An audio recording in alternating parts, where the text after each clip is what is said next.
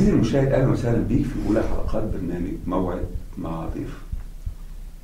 ضيفنا النهارده سافر واتغرب واتعلم ورجع تاني علشان يساهم في نهضة مصر بعد ثورة يناير. ضيفتنا النهارده حد مميز جدا، حد اتعلم وخد رسائل ماجستير دكتوراه في علم جديد غريب علينا في مصر. معانا النهارده الدكتورة علا عبد العزيز السيد. اتخرجت في القصر العيني سنة 1991. هي الطالبة الوحيدة اللي دخلت كلية الطب وهي كان تقريبا عندها 15 سنة. تعتبر إعجاز طبي، كانت أصغر حد يخش الكلية. سافرت أمريكا سنة 95، ومن هنا نبتدي نعيش معاها قصة نجاحها ونشوف مع بعض هي وصلت لإيه ورجعت في الفترة دي بالذات ليه. أهلا وسهلا بيك يا دكتورة ونورتينا النهاردة. أهلا بحضرتك وأهلا بالسادة المشاهدين. دكتورة علاء، ممكن حضرتك ببساطة شديدة جدا تعرفي المشاهدين من هي الدكتورة علا عبد العزيز السيد؟ الدكتورة علا دكتورة مصرية، اتخرجت من القصر العيني دفعة 91 زي ما حضرتك قلت. كنت عايشة برا مصر، احنا اتربينا انا واخواتي 5 دكاترة، اتربينا برا مصر. والدي ووالدتي اهتموا جدا جدا بالتعليم، فكلنا كنا عاملين GCE كلنا وداخلين كلية الطب. خلصت كلية وسافرت أمريكا، سافرت السعودية اشتغلت سنة، وسافرت أمريكا درست واشتغلت وفتحت شركة وعملت بيزنس ناجح الحمد لله بفضل ربنا في أمريكا. ودلوقتي بفكر يعني أرجع مصر أشوف أقدر أفيد بإيه بالعلم اللي أنا اتعلمته. دكتورة علاء، نرجع تاني لأمريكا ونقول إيه اللي أنت شفتيه في أمريكا وما لقيتوش في مصر، أو إيه اللي أنت كنت بتتمني إنه يكون موجود في مصر ولقيتيه في أمريكا. يعني نعقد مقارنات سريعة كده. أهم حاجة لقيتها في أمريكا ما لقيتهاش في مصر، تعليم. التعليم متوفر جدا جدا وعلى مستوى عالي جدا، ما لقيناهوش في مصر، أو يعني ما لقيناهوش على المستوى اللي كنا نحب نلاقيه في مصر.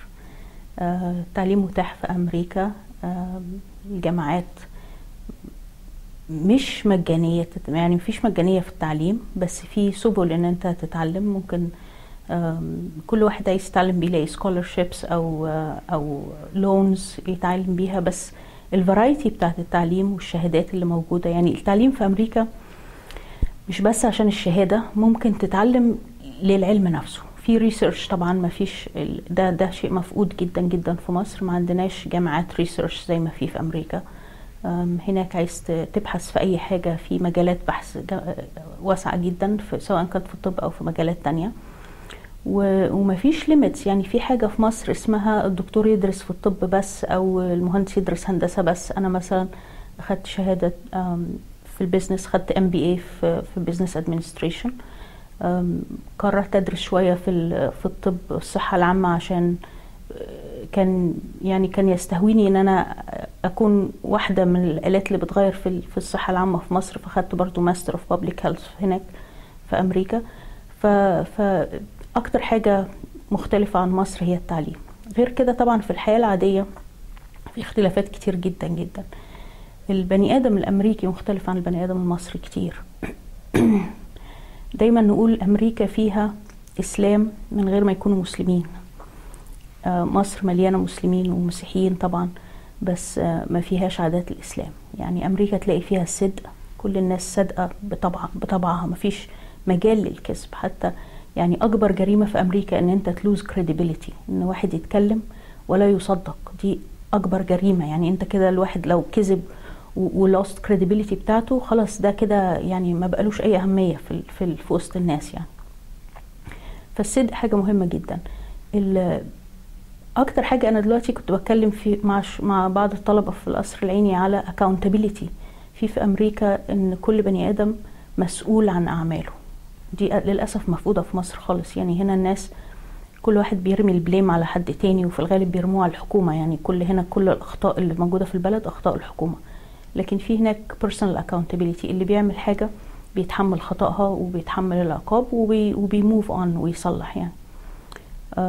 فدي يعني بعض الحاجات اللي مختلفة عن مصر كتير. اللي أنا ملاحظاه، وأكيد هو ده كل الناس ملاحظينه وكل الناس بتتكلم عليه، إن في إحساس بإن الناس ما بقاش عندها ضمير خالص، ولا إحساس بالمسؤولية. يعني أنا بزور مستشفيات كتير وبزور أماكن عمل كتير، أنا شايفة إن مفيش حد بيعمل في مصر، مع إلا قليل طبعا. أنا مش هقول كل الناس ما بتعملش، بس عموم الناس في مصر ما بتشتغلش خالص. الناس بتروح الشغل اوريدي عندهم احساس ان انا يعني جايه وانتوا ما بتدونيش على قد ما انا باجي وانا على قد فلوسهم. وفي اكسكيوزز كده موجوده في البلد اسمها بتكرار جامد جدا. كل واحد بيبرر لنفسه هو ما بيشتغلش ليه، لكن في النتيجه ان كلهم ما بيشتغلوش في الاخر، يعني ايا كانت الاسباب. ما بيشتغلش عشان عنده شغلانه تانية في حته تانية، بيجي الشغل مثلا ينام. هو ما بيشتغلش عشان مستقل المهية اللي بياخدها، او ما بيشتغلش عشان مديره ما بيشتغلش فهو بيزوغ لان مديره بيزوغ. فدي يعني كارثة، انا اعتبر دي كارثة. وهي دي الفرق اللي بيننا وبين اي شعوب تانية، يعني سواء كانوا الامريكان ولا اليابانيين ولا الصينيين. الناس دي بتشتغل فعلا. يعني في امريكا لما حد بيشتغل 9 to 5 فعلا بيشتغل 9 to 5، ولما بياخد نص ساعة لانش في النص ما تقدرش تكلمه في الشغل في النص ساعة دي. يعني انا لو عندي سكرتيرة والنص ساعة بتاعتها حتى لو هي قاعدة في المكتب انا ما اقدرش اكلمها في الشغل، تقولك I'm on lunch، خلاص لما يخلص اللانش تكلمها في كل حاجة. فدي حاجة انا ملاحظاها جدا في مصر في السنة اللي فاتت دي اللي انا جيتها بعد الثورة. وطبعا انا مش عايزة اقول ده ملوش يعني مش عايزة اقول ده له اي علاقة بالثورة خالص يعني، بس دي حاجة موجودة في الشعب المصري. غير كده بقى في نوع من محدش له حاجة عندي. يعني الناس ماشية في الشارع بتعمل اللي هي عايزاه، حتى لو كان ده غلط جدا وفي وشك كده، بس هو محدش له حاجة عندي، انا اقدر اعمل اللي انا عايزه. يعني طبعا المرور دي حاجة واضحة جدا كلنا عارفينها، بس هو ده اللي انا ملاحظاه في البلد يعني. دكتورة علاء، نرجع لأمريكا ونقول المغتربين في أمريكا من وجهة نظرك وبحكم علاقتك انت بيهم، ايه مشروعهم القادم؟ هل هم راضيين عما يحدث في مصر؟ هل هم متفائلين خير بما حدث في مصر في خلال الفترة دي بعد الثورة، وخصوصا بعد الدكتور مرسي ما بقى رئيس مصر وبقى التيار الإسلامي هو المسيطر على الحالة السياسية في مصر؟ هل هم عندهم استعداد انهم يرجعوا؟ هل هم عندهم استعداد ان هم يساهموا في نهضة هذه البلد مرة أخرى؟ ده سؤال جميل جدا. المغتربين في أمريكا حصل تغير كبير جدا من بعد الثورة. دي حاجة أنا عشتها، يعني أنا عشت فترة الثورة وعملنا احتجاجات جامدة جدا، وأنا كنت واحدة من اللي بينظموا مظاهرات في ميشيغان، وتعرفت على مصريين في السنة اللي فاتت دي أكتر من ما تعرفت في 17 سنة اللي فاتوا. المصريين كلهم زي ما يكونوا لقوا بعض بعد الثورة. يعني الثورة جابت الناس to find each other، بدأوا يدوروا على بعض ويعملوا مجموعة أطباء، مجموعة مهندسين، كل الناس بتفكر نقدر نقدم إيه لمصر. لو كلمنا على عيشة المغتربين في أمريكا، يعني هم المغتربين ينقسموا إلى جزئين كبار، يا إما دارسين، ناس بتروح تعمل ماجستير ودكتوراه لفترات وبيرجعوا، وناس مهاجرين. عادة المصريين، أو يعني في الولاية اللي أنا في ولاية ميشيغان، في الولاية اللي أنا عايشة فيها، المصريين بيعملوا مجموعات، فبتلاقي جالية قوية جدا. الجالية دي كلهم صحاب بعض، كلهم بيساندوا بعض. في الجالية اللي أنا عايشة فيها كل أسبوع بيتجمعوا مع بعض في المسجد أو في الكنيسة، في كنيسة كبيرة جدا هناك، فبتلاقي إن هم مترابطين ببعض ومترابطين بأخبار مصر. طبعا الساتلايت بيوصل كل الأخبار، فبتلاقي إن احنا عايشين أخبار مصر، الأحداث يوم بيوم يعني، والفيسبوك وكل ده. فمن بعد الثورة مجموعات كتير من الناس تجمعوا. يعني أنا واحدة من مجموعة اسمها ABCDE American Board Certified Doctors for Egypt. الدكاترة دول دكاترة ناجحين جدا جدا في أمريكا، وقرروا إن هم يحاولوا يأثروا في التعليم الطبي في مصر. فأي حد بينزل أجازة من مجموعة ABCDE بينزل يدرس أو يدي محاضرة في المجال بتاعه، سواء كان في الأطفال أو في البطنة أو في أي مجال. يعني بينزل يدرب الدكاترة اللي موجودين على أي شيء هو متعلمه هناك، يعني أو أي شيء هم طالبين إن هم يتعلموه.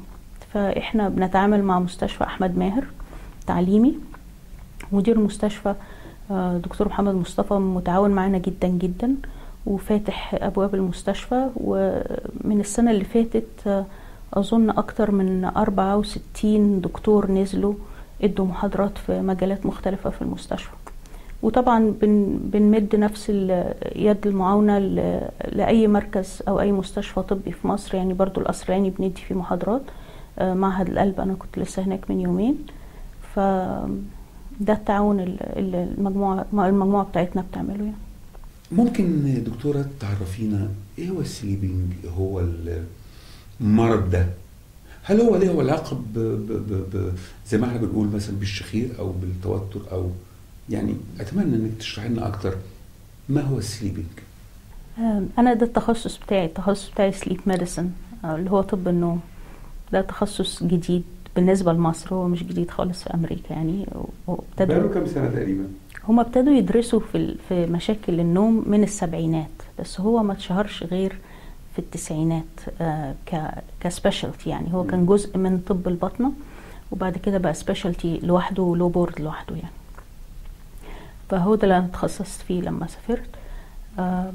طب النوم زي ما انا قلت هو جديد في مصر، بس في دكاترة شغالين يعني. في اظن مركز في عين شمس، وفي مركز في القصر العيني، الله اعلم يعني شغالين ولا لا.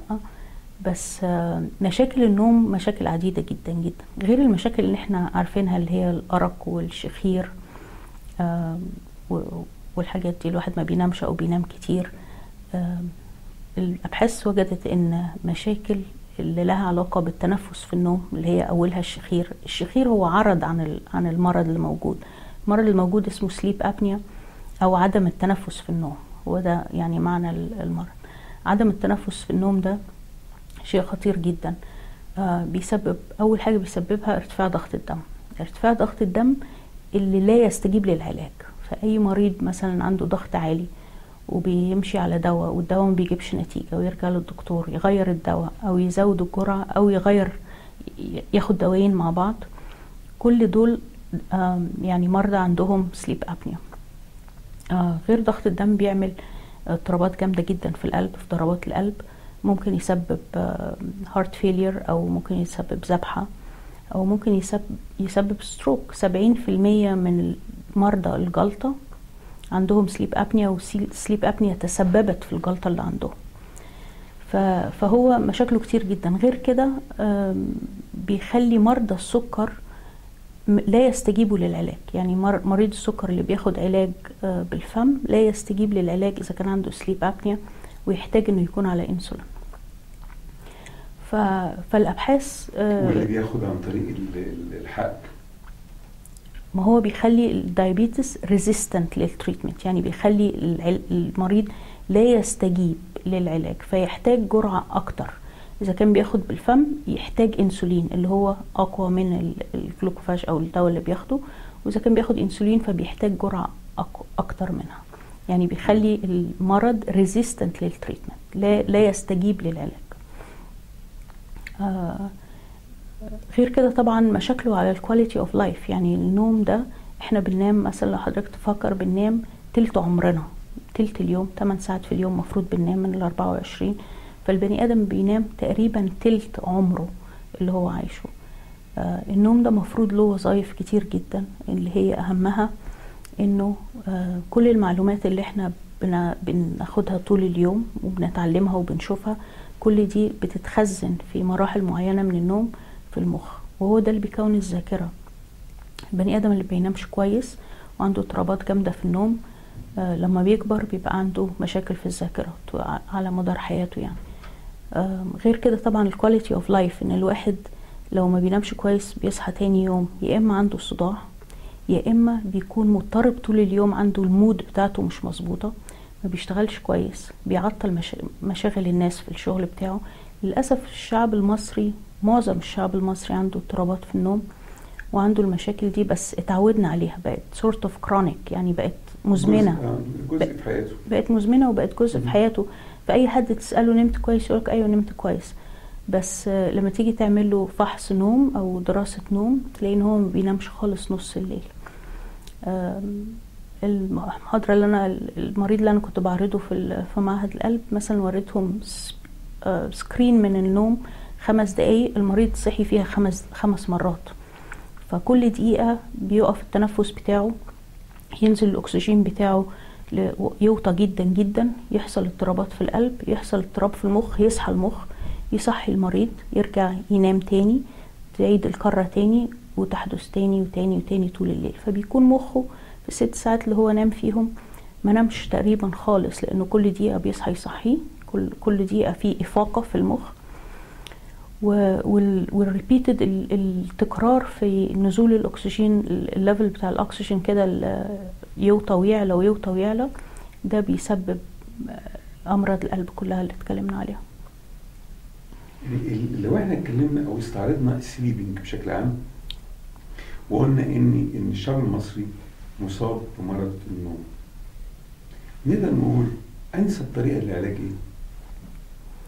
هو انسب حاجه الاول هو التشخيص، يعني كل واحد ومشاكل النوم بتاعته هتكون مختلفه، فانسب حاجه الاول هو التشخيص. يعني باذن الله احنا هنفتح مركز نوم دلوقتي ان شاء الله قريب، والمريض او البني ادم العادي، يعني هو بالنسبه للنوم احنا ما بنقولش عليهم مريض، هو بني ادم عادي اللي عنده اي مشاكل او اي شكوى في النوم بيزور العياده، والعياده بتكون مجهزه زي بيت اي حد، او اكشولي زي 5 ستار هوتيل كده، بتبقى مفروشه حلو جدا جدا. يعني في امريكا في ناس كانت بتيجي تنام بس عشان تنام، عشان تاخد اجازه يوم من الولاد في البيت وحاجات كده، بس ده واقع اكشولي، في ناس فعلا بتعمل كده. بس هو بتكون مجهزه كويس جدا، فبيجي المريض بنركب له شويه ليدز اللي هم بنعمل وهو نايم، بيبقى فيه ليدز او اسلاك متركبه على الراس، بتعمل رسم مخ، بنعمل رسم مخ ورسم قلب ورسم للتنفس ورسم للاكسجين، بنعرف نسبه الاكسجين طول الليل في القلب، ورسم للعضلات. فكل الحاجات دي بنركبهم بحوالي 15 سلك كده، بس يعني ما بيبقوش في طريق المريض، يعني بيكونوش مضايقينه يعني. وبينام عادي جدا في السرير بالليل، بيبقى في حد ممرض او ممرضة موجودين، لو احتاج اي حاجة بالليل حد بيرد عليه، وبيتسجل كل نومه ال6 ساعات دول. نقدر الصبح نراجع بقى معاه التسجيل كله بتاع النوم، ونقدر نشوف ايه الاضطرابات اللي مسببه له مشاكل في النوم، وبناء عليه نقدر ليه يجب انه يدخل في التأمين الصحي. لان لأهمية النوم، يعني احنا دلوقتي اي واحد ما بينامش كويس احنا عارفين ان هو تاني يوم يا اما هيسوق العربية وينام وهو سايق، دي يعني كارثة الحوادث. احنا لسه بنتكلم بعد الحادثة بتاعت امبارح والاطفال اللي توفوا، والحوادث اللي حصلت امبارح، قالوا 136 شخص ميتين على الطريق في مصر في حوادث مختلفة. يعني ده في يوم حضرتك؟ في يوم واحد، وده اكيد مش اجمالي الحوادث اللي حصلت، يعني ده بس اللي حد ذكرهم في خلال 8 ساعات. فحوادث الطريق دي كانت مشكلة كبيرة جدا في امريكا، اللي سببت ان اي حد بيسوق بكوميرشال لايسنس، يعني اي حد بيسوق حاجة تجاريا مش مالك السيارة، يعني لازم يعمل سنويا سليب ستادي في الكشف الطبي بتاعه. مفيش مفر منه. كل الطيارين لازم يعملوا سليب ستادي، كل سواقين النقل، والكل اي حد بيسوق فور كوميرشال لايسنس لازم يعمل. غير كده لو حد معاه عربية خاصة ومعروف ان عنده سليب ابنيا لازم برضو يعمل سليب ستادي في الكشف السنوي بتاعه. فغير حوادث ان احنا لازم المرضى مفروض نأمن عليهم عشان يعملوا سليب ستادي، عشان لو سيئين هيعملوا حوادث مش بس هتأثر على حياتهم، هتأثر على حياة اللي قدر الله اللي هيخبطوا فيه، وعلى حياة أولاده، وعلى حياة أسرته، فبتأثر على ناس كتير جدا. غير كده الكواليتي بتاعت الشغل بتاعه، يعني في دراسة اتعملت ان اي حد عنده سليب ابنيا بيغيب عن العمل 3 مرات اكتر من اللي ما عندوش سليب ابنيا.